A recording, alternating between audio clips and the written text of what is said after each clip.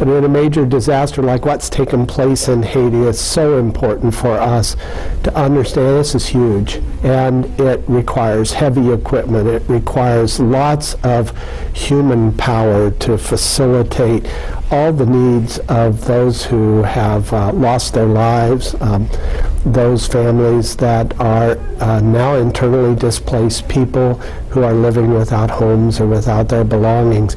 And that's more than what any one church can do, any one denomination can do.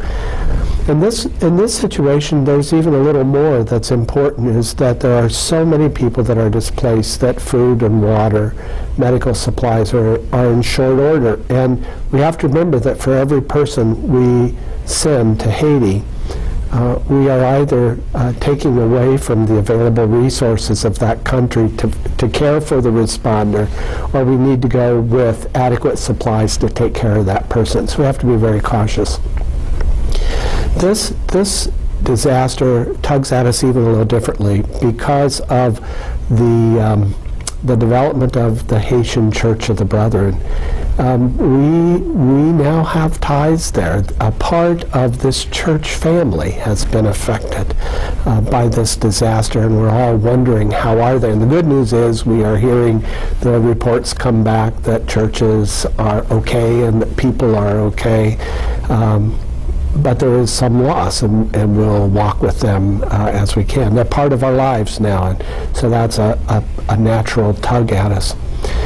We are getting ready to send a team of people in, and with a role to make contact of all the churches, to talk with church leaders, to find out what the needs of their church community are, but more importantly, what are the needs of the communities surrounding those congregations? Because whatever we do in our natural disaster response is about the larger community, not just our people. And so we'll be looking at that.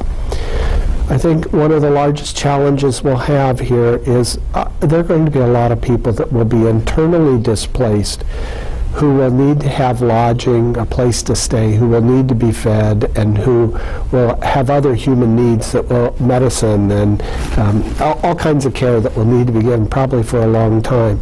And our team will be looking at what ways can the Church of the Brethren be involved in the long-term care of all these people that have been displaced from their normal lives.